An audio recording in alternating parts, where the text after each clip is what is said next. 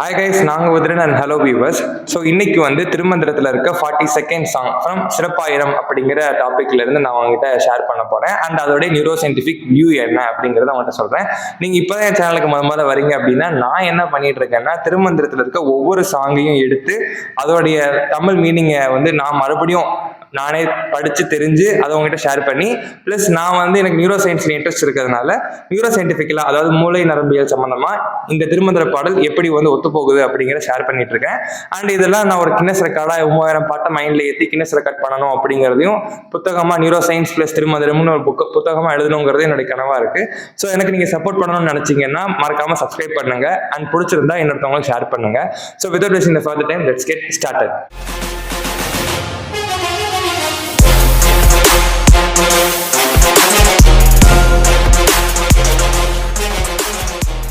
Okay fine, நான் வந்து முதல்ல பாடல்ல வந்து பாடி காமிச்சிடுறேன்.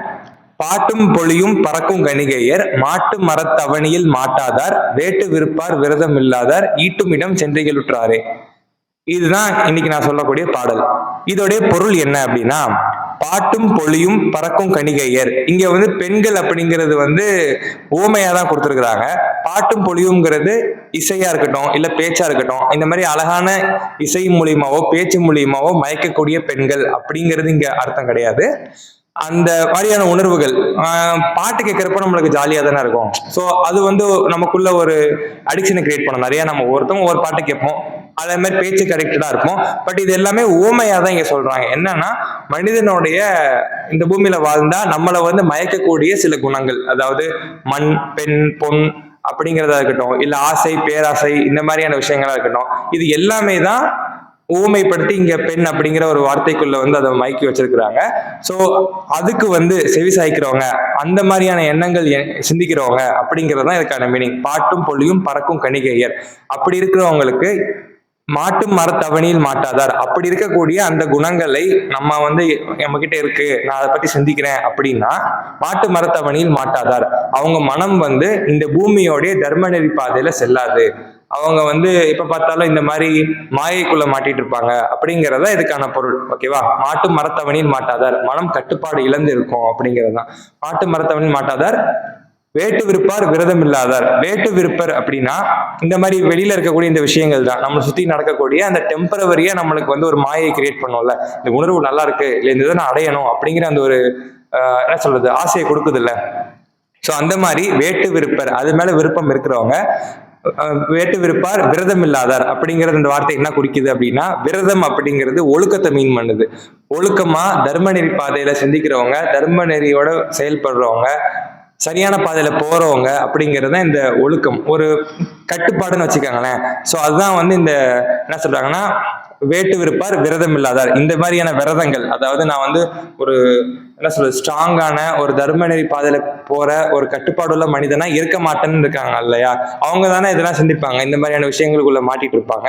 ஸோ அதுதான் மீன் பண்றாங்க. வேட்டு விருப்பார் விரதம் இல்லாதார் ஈட்டும் இடம் சென்றிகளுற்றாரே. இந்த மாதிரி மாயையான எண்ணங்களுக்குள்ள வாழ்ந்து இருக்கக்கூடிய மனிதர்கள் மனசு வந்து பூமியில நிலையா இருக்காது. அவங்க வந்து இந்த மாதிரி விரதம், அதாவது ஒழுக்க நெறியோட பயன் செல்லாததுனால, ஒழுக்க நெறி பாதையில போகாததுனால அவங்க உடல் இந்த பூமியோட மண்ணுக்கு தான் சொந்தம் அப்படின்னு சொல்றாங்க. அப்புறம் தர்ம நெறியோட போறவங்களுடைய உடல் வந்து எதுக்கு சொந்தம் அப்படின்னு ஒரு கேள்வி வரும். இவங்க அங்க என்ன சொல்ல வராங்க திருமூலர் அப்படின்னா, அவங்க வந்து இந்த பூமியில எதையும் வந்து சாதிக்க முடியாது, அவங்க நேரத்தை ஒழுக்கமா செலவு செய்ய முடியாது, பிறந்தோம் செத்தோம் அப்படின்னு தான் இருப்பாங்க, அது வந்து ஒரு ஆன்மீக வளர்ச்சிக்கு கொண்டு போகாது அப்படிங்கிறது தான், அது ஒரு தடைக்கெல்லாம் மாறிடும்ல. அதை மீன் பண்ணி தான் திருமூலர் வந்து இந்த சாங்ல சொல்றாரு. சரி, இதோடைய நியூரோ சயின்டிபிக் வியூ என்ன, நான் அதை எப்படி ஆராய்ச்சி பண்ணி பார்க்குறேன், என்னுடைய பார்வையை நான் எப்படி பார்க்குறேன் அப்படிங்கிறத சொல்றேன். வரி இருக்குல்ல, என்னது, பாட்டும் பொழியும் பறக்கும் கணிகையர், அப்படி மீனிங் என்னன்னு நான் சொன்னேன். இசை, பேச்சு, அழகான இசை மூலியமும் பேச்சுக்கள் மூலியமும் மயக்கக்கூடிய பெண்கள் அப்படிங்கிறது வரியோடைய வார்த்தை நம்ம மேலோட்டமா பார்த்தா. பட் அதுக்குள்ள ஓமையா வந்து உணர்வுகளை தான் மீன் பண்ணுது. எல்லா உணர்வுகளும் நம்ம மாயையான உணர்வுகள், அது மாயையான தோற்றங்கள் இருக்கக்கூடிய விஷயங்கள்ல நம்ம டெம்பரவரியா ஒரு ஃபீலுக்கு கொண்டு போகுது இல்லையா. ஸோ அதை வந்து நான் எப்படி நியூரோ சயின்ஸ்ல பாக்குறேன் அப்படின்னா, it talks about temporary as well as சென்சேஷன்னா நம்ம கிடைக்கக்கூடிய அந்த என்ன சொல்றது நம்ம சென்சேஷனா நம்ம உள்ள ஒரு மெக்கானிசம் நடக்கும் இல்லையா. இப்ப நான் வந்து பேசிட்டு இருக்கேன், நீங்க கேட்டுட்டு இருக்கீங்க, இது வந்து சென்சரி இன்புட் தான் இல்லையா. நான் பேசக்கூடிய அந்த வார்த்தைகள் உங்க காதலே இன்புட்டா உள்ள போகுது. இந்த மாதிரி பாட்டு everybody likes to listen music இல்லையா? எல்லாருக்குமே பாட்டு கேட்க ரொம்ப ரொம்ப பிடிக்கும். ஒவ்வொருத்தவங்க ஒவ்வொரு சிங்கருடைய பாட்டை கேட்போம். அப்படி இந்த பாட்டு கேட்கறப்ப நம்ம எப்ப இந்த பாட்டெல்லாம் கேட்போம்? ஒண்ணு நம்ம ஜாலியா இருக்கப்ப கேட்போம், இல்ல சோகமா இருக்கப்ப கேட்போம். எப்படி கேட்டாலும் அது நம்மளை வந்து ஒரு கொஞ்ச நேரத்துக்கு வந்து ஒரு ஜாலியான ஒரு ஃபீலுக்குள்ள கொண்டு போயிடும் இல்லையா? ஸோ இது எல்லாமே சென்சரியா நம்ம ஆக்டிவேட் பண்றோம். உள்ளுக்குள்ள இருக்கக்கூடிய ஒரு ஒரு ஸ்பெசிபிக் ரீஜனை வந்து சென்சரியா நான் வந்து ஜாலியா இருக்கேன், இல்ல சென்சரியா நான் வந்து இப்படி இருக்கேன் அப்படிங்கிற ஒரு இன்புட், இந்த சென்சரி இன்புட்டை வந்து கொடுக்கறது உள்ள போய் ஒரு ரீஜன் ஆக்டிவேட் பண்ணுது. ஓகேவா? ஸோ இந்த பாட்டும் பொழியும் பறக்கும் கணிகையர் அப்படிங்கிற கணிகையர் மாட்டு மரத்தவணியில் மாட்டாதார். ஸோ இந்த 2 வரைக்கும் சேர்த்து நியூரோ சயின்டிபிக்கா சொல்லணும்னா, வெளியில இருந்து வரக்கூடிய சென்சரி சென்சேஷன், ஓகேவா, அது வந்து என்ன வேணாலும் இருக்கலாமே. எனக்கு வந்து லக்ஸுரிங்கிறது நம்ம சுத்தி இருக்கக்கூடிய அந்த என்ன சொல்றது, ஒரு ஆடம்பரம், அதை பார்த்து எனக்கு ஆசை வரலாம், எனக்கு இன்னும் வேணும் அப்படின்னு. இல்ல ஒரு புகழ், அந்த புகழ் மாதிரி எனக்கு ஆசை வரலாம். அந்த புகழ் எல்லாரும் வந்து நம்மளை என்கரேஜ் பண்றாங்க, எல்லாரும் நம்மளை வந்து பயங்கரமா பாக்குறாங்க அப்படிங்கிற அந்த இன்னும் எனக்கு வேணும்னு கேட்க தோணும். இன்னும் எனக்கு அது வேணும்னு கேட்கும் தெரியுமா? அதுக்கு பேர் தான் புகழ் போதைன்னு சொல்லுவாங்க. மூணாவது வந்து பாத்தீங்கன்னா கிராவிங், ஏதோ ஒரு பொருள் அடையணும், இல்ல ஏதோ ஒரு அது பொருளா கூட இருக்கலாம், இல்ல மனிதனா கூட இருக்கலாம், யாரோ ஏதோ ஒன்று அடையணும், அனுபவிக்கணுங்கிற அந்த ஆசை வருது இல்லையா? இது எல்லாமே சென்சரியா வெளியில இருந்து நம்ம வாங்கக்கூடிய இன்புட், விஷுவலாகவோ இல்ல சவுண்ட் மூலியமாவோ டேஸ்ட் மூலியமாவோ நம்ம அதை திருப்பி அதை வாங்கணும் அப்படிங்கிற அந்த இன்ஃபர்மேஷனை சென்சரியா நம்ம பார்த்து எடுத்துக்கிட்டு இருக்கோம். ஓகேவா?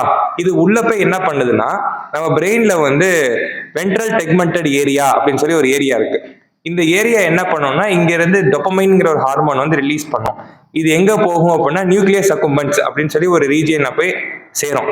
அங்க போய் இது சேர்ந்துருச்சுன்னா, அதாவது நான் தான் வந்து இப்ப வென்ட்ரல் டெக்மெண்டட் ஏரியானா என்கிட்ட இருந்து டொபமைனை நான் எடுத்து நேரா அந்த இடத்துக்கு போடுறேன். எப்ப இதை நான் தூக்கி போடுவேன்னா, ஒரு ஆர்டர் வரணும். என்ன ஆர்டர் அப்படின்னா, நான் வந்து இப்ப ரொம்ப ஜாலியா இருக்கேன், நான் வந்து இப்ப ரொம்ப பிளஷரா இருக்கேன் அப்படிங்கிற ஒரு ஃபீல் எனக்குள்ள வந்துருச்சு, சூப்பரா இருக்கேன் அப்படிங்கிற ஒரு ஃபீல் எனக்கு வந்துருச்சு அப்படின்னா, அந்த ஃபீல் தான் இதுக்கான ஒரு ஆர்டர் மாதிரி. இந்த வென்ட்ரல் டெக்மெண்டட் ஏரியாவுக்கு போய் அந்த ஆர்டர் போயிடுச்சுன்னா உடனே அது வந்து டொபமைனை வந்து இந்த நியூக்ளியஸ் அக்கும்பன் சொல்ற ரீஜனுக்கு அனுப்பிடும்.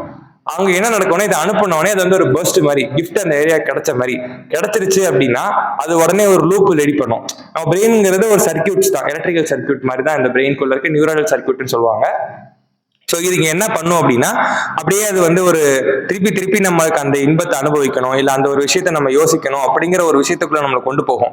அந்த லூப் போகுது கொஞ்சம் கொஞ்சமா ஸ்ட்ராங் ஆகிக்கிட்டே கொண்டு போகும். ஸோ அது மூலியமா திருப்பி நம்ம அதை அனுபவிக்கணும் அப்படிங்கிற ஒரு எண்ணம் வந்துகிட்டே தான் நமக்குள்ள இருக்கும். நம்ம பிரெயின் ஆட்டோமேட்டிக்கா இந்த லூப்ஸ் என்ன சொல்றது, இந்த லூப் வந்து உருவாகிறதுனால என்ன பெனிஃபிட் அப்படின்னா, அந்த லூப் உருவாயிடுச்சுன்னா நம்ம எண்ணங்கள் அந்த இதுல தான் சுத்திக்கிட்டே இருக்கும், அதை சுத்தி எலக்ட்ரிக்கல் பவர் போய்கிட்டே இருக்கும். ஸோ அந்த தாட்ஸ் நம்மளுக்கு அதை சுத்தி ரிப்பீட்டடா இருந்துகிட்டே இருக்கும். ஸோ இதுதான் வந்து அடுத்த வரியில சொல்றாங்க, மாட்டு மரத்தவணியில் மாட்டாதார். இந்த பூமியோடைய தர்ம நெறியான எண்ணங்கள் கிடையாது. அது ஒரு நம்ம மாட்டிக்கிட்டோம் இல்லையா, அந்த லூப் சரி, லூப் உருவாகி அந்த லூப்புக்குள்ளேயே நம்ம தாட்ஸ் சுத்திக்கிட்டே இருக்கும்.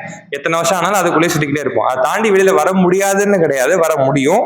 நம்ம இன்னொரு லூப் உருவாக்கணும் அதுக்கு. ஸோ இந்த மாதிரி பல விஷயங்களுக்காக மனுஷன் வந்து கிராவிங் பண்ணுவாங்க, அதாவது ஆசைப்படுறது, அனுபவிக்கணும்னு நினைக்கிறது. இந்த மாதிரி ஏகப்பட்ட விஷயங்கள் நம்ம யோசிச்சிருப்போம் இல்லையா, அது எல்லாமே குட்டி லூப்பா அங்க கிரியேட் ஆகி ஒன்னோட லிங்க் ஆகி நம்மளை அதுக்குள்ளேயே சுத்த வச்சுக்கிட்டு இருப்போம். இதான் மாட்டு மரத்தவணியின் மாட்டாதாருக்கு இருக்க நியூரோ சயின்டிபிக் வியூ. வேட்டு விருப்பார் விரதம் இல்லாதார். இப்படி வந்து நம்ம செய்யறாங்க இல்லையா, நம்ம வந்து பிரெயின் வந்து கொஞ்சம் கொஞ்சமா இந்த மாதிரி ஆசைப்பட்டு இந்த மாதிரியான இன்பங்கள் சிற்றின்பத்துக்கே வந்து சுத்திக்கிட்டு இருக்கோம் அப்படின்னா என்ன நடக்கும் அப்படின்னா, நம்ம பிரெயின்ல இது வந்து ஒரு டிஃபால்ட் மோட் நெட்வொர்க்னு ஒரு ஏரியா இருக்கு. இந்த ஏரியால தான் வந்து இந்த மாதிரி நெட்வொர்க்ஸ் நம்ம பில்ட் பண்ண ஆரம்பிச்சிட்டோம் அப்படின்னா இதோட ஆக்டிவிட்டி அதிகமாக ஆரம்பிக்கும். ஆனா ப்ரீஃப்ரான்டல் கார்டெக்ஸ் சொல்லி ஃப்ரண்டல் லோப்ல வந்து ஒரு ரீஜன் இருக்கு. இது என்ன பண்ணும் அப்படின்னா, நம்மளுடைய இன்டெலிஜென்ட்டுக்கா இருக்கட்டும், ப்ரெடிக்ஷனுக்கா இருக்கட்டும், யோசிக்கிற திறனுக்கா இருக்கட்டும், புரிஞ்சுக்கிற திறனுக்கா இருக்கட்டும், இது எல்லாத்துக்குமே காரணம் இந்த முன்னாடி இருக்க ரீஜியன் தான், நம்ம சிந்திக்கிறதுக்கு அடிப்படை காரணம். ஆனா சரியான பாதையை சிந்திக்கிறதுக்கு இது வந்து எமோஷனலா எப்பயுமே சிந்திக்காது. இந்த ப்ரீஃப்ரான்டல் கார்டெக்ஸ் அப்படிங்கிற ரீஜன் எமோஷனலா எப்பயும் சிந்திக்காது. ஆனா இந்த நம்ம எமோஷனலாவே மாட்டிக்கிட்டு இருக்கோம் இல்லையா, அதனால என்ன நடக்குது அப்படின்னா, இந்த இன்டெலிஜென்ட்டா யோசிக்கக்கூடிய தன்மை கொஞ்சம் கொஞ்சமா குறைய ஆரம்பிக்குது. எல்லாமே எமோஷனலா நம்ம பார்க்கக்கூடிய அந்த ஒரு சுழற்சியில சுத்த ஆரம்பிப்போம்ல, மாயைக்குள்ள மாட்டிக்கிட்டு இருக்காங்கன்னு சொல்லுவாங்க ஆன்மீகத்துல. ஸோ அந்த பாதைக்குள்ளேயே நம்ம சுத்த ஆரம்பிப்போம். அதுக்கு காரணம் இந்த நம்ம டிஃபால்ட் மோட் நெட்வொர்க் வந்து டாமினன்ஸ் இன்க்ரீஸ் பண்றதுனால அப்படி மாற ஆரம்பிச்சிருவோம். ஸோ இதுதான் வந்து அடுத்த வரைக்கும் வேட்டு விருப்பார் விரதம் இல்லாதார் அப்படின்னா, அந்த ப்ரீஃப்ரான்டல் கார்டெக்ஸோட ஆக்டிவேஷன் கம்மியா இருக்கிறவங்க அப்படின்னு அர்த்தம். ஈட்டுமிடம் சென்று எழுற்றாரு அப்படின்னா அவங்க உடல் இந்த மண்ணுக்கு சொந்தமானதுன்னு சொல்லி அதுல சொன்னாங்க இல்லையா. இங்க எப்படி பார்க்கலாம் அப்படின்னா, இந்த மாதிரி ப்ரீஃப்ரண்டல் கார்டெக்ஸோட ஆக்டிவேஷனை கம்மி பண்ணி இந்த மாதிரி விஷயத்துல மாட்டிக்கிட்டு இருக்கிறதுனால என்ன நடக்கும் அப்படின்னா, ஃபைனலா நமக்குள்ளோடைய இந்த கான்சியஸ்னஸ் வந்து லாஸ் பண்ண ஆரம்பிச்சிடும், மெமரி பவரை லாஸ் பண்ண ஆரம்பிச்சிடும். இதெல்லாம் வந்து இதோடைய ஒரு சைடு எஃபெக்ட்னு சொல்லுவாங்க. ஃபர்ஸ்ட் வந்து பார்த்தீங்கன்னா டீசென்சைட்டேஷன் அப்படின்னு சொல்லி ஒரு டேர்ம் இருக்கு நியூரோ சயின்ஸ்ல. இது என்னன்னா, நம்ம ரிப்பீட்டடா வந்து இந்த மாதிரி டொபமைனை வந்து ரிலீஸ் பண்ணிக்கிட்டே இருக்கணும்னு வச்சுக்கோங்களேன். எதுக்கெல்லாம் ஆசைப்படுறோம் அப்பெல்லாம் அப்பெல்லாம் அந்த இது ரிலீஸ் ஆகிட்டே இருக்கும். அப்படி ரிலீஸ் ஆகிறதுனால தான் நம்ம அதை சுற்றி ஒரு லூப் கிரியேட் பண்றோம், அது மேலும் மேலும் வேணும்னு கேட்கிறோம் இல்லையா? ஸோ அந்த மாதிரி டொபமைன் ரிலீஸ் ஆக எல்லாமே ஒரு அளவு இருக்கு இல்லையா? நம்ம பிரெயின்ல டொபமைன் எந்த அளவுக்கு இருக்கணுமோ அதே சார்மி இன்னொரு ஹார்மோன்ஸும் இருக்கணும். எல்லா ஹார்மோனும் இவ்வளவு லெவல்ல தான் இருக்கணும் அப்படின்னு ஒரு லெவல் இருக்கு, ஒரு கால்குலேஷன் இருக்கு. அப்போ டொபமைன் மட்டும் நம்ம ரிப்பீட்டடா வந்து அதிக லெவலில் செக்ரெட் பண்ணிட்டே இருந்தோம்னா மற்றதை விட இது அதிகமாக ஆரம்பிக்கும். அப்போ இது வந்து ஒரு இம்பேலன்ஸ் கிரியேட் பண்ணும். ஒரு கிடத்துக்கு அப்புறம் இது வந்து என்ன லீட் பண்ணும் அப்படின்னா, டொபமைன்ங்கிற ஹார்மோன் வந்து ரிலீஸ் பண்ணாம ஆக்கிடும், தீர்ந்து போயிடும். அது ரிலீஸ் பண்ண முடியாது அப்படிங்கிற ஒரு ஸ்டேஜுக்கு போயிடும். அதுக்கு பேர் என்னன்னா ஆன்ஹிடோனியான்னு சொல்லி ஒரு டேர்ம் நியூரோ சயின்ஸ்ல சொல்லுவாங்க. இது என்னன்னா, இத்தனை நாள் நான் வந்து ஒரு விஷயத்தை அடைய முடியலனாலும் அட்லீஸ்ட் யோசிச்சா சந்தோஷப்பட்டுட்டு இருந்தேன் இல்லையா, இனிமே அப்படி யோசிச்சா கூட எனக்கு சந்தோஷமா எனக்கு தோணாது. எந்த ஒரு விஷயத்தையும் நம்ம நேச்சுரலா வந்து நம்ம ஒரு சந்தோஷமா ஃபீல் பண்ணுவோம்ல, அந்த ஒரு நேச்சுரலா கூட நம்மளுக்கு அந்த ஜாய்னஸ் வராது, ஒரு மாதிரி ரொம்ப ஸ்ட்ரெஸ்ஸா மாற ஆரம்பிச்சிடும். ஏன்னா இது அளவுக்கு மீறி போனாலும் இது முடிஞ்சிடும், மற்ற ஹார்மோன் லெவல் ரொம்ப கம்மியாயிடும். ஸோ வந்து ஆட்டோமேட்டிக்கா நம்மளுக்கு வந்து இயற்கையா கூட நம்மளுக்கு ஒரு ஜாலியா இருக்கவோ சந்தோஷமா இருக்கவோ முடியாது அப்படிங்கிறது இந்த டேர்மோட மீனிங்கா இருக்கு, ஆன்ஹிடோனியா அப்படின்னு சொல்லுவாங்க.